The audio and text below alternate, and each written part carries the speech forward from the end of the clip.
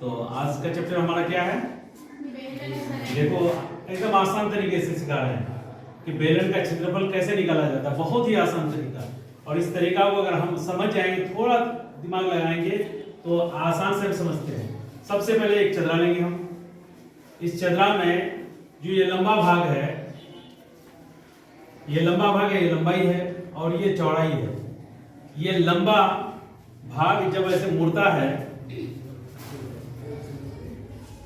ये लंबा भाग जो मुड़ा तो ये कुछ गोल सा हो गया। ये लंबा भाग जो गोल हो रहा है, इसका मतलब चादर की जो लंबाई है वो बेलन की परिधि हो गई। क्या हो गई? बेलन की परिधि हो गई, ये गोल हो गई। और जो ये चादर की जो चौड़ाई थी, ये जो भाग था चौड़ाई वाला भाग, इसको जो हमने यूं किया,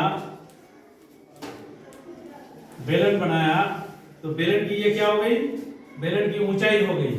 और बेलन की जो परिधि होती है वो वृत्त की परिधि, क्योंकि गोल है, ये गोल है तो ये वृत्त आकार है, इसलिए वृत्त की परिधि बराबर 2πr होता है।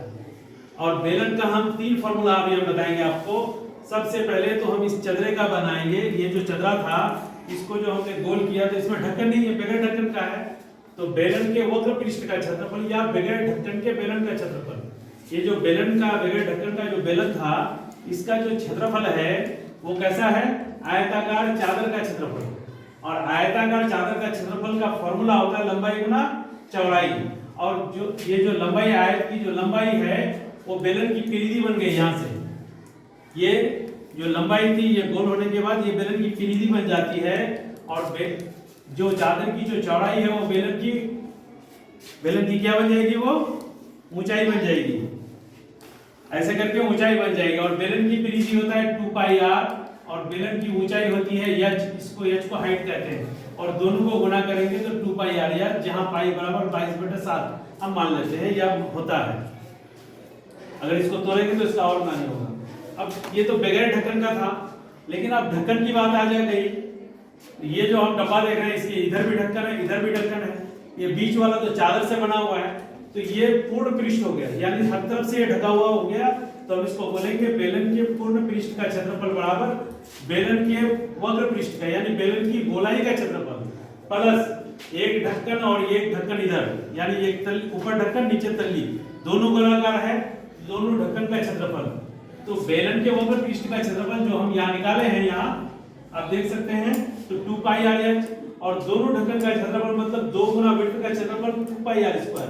और ये इस तरह से हो गया 2πr × h+r, जहां पाई बराबर 20/7। लेकिन कुछ ऐसा भी होता है, घर में बाल्टी है और सामान है जिसमें ढक्कन नहीं है लेकिन तल्ली होता है, ड्राम है, ढक्कन नहीं होता, जैसे इसमें भी ढक्कन नहीं है, तो इसका मतलब एक ढक्कन घटेगा तो बाल्टी का पूर्ण क्षेत्रफल, या ऐसी आकृति जिसका ढक्कन ना हो उसका क्षेत्रफल क्या करेंगे?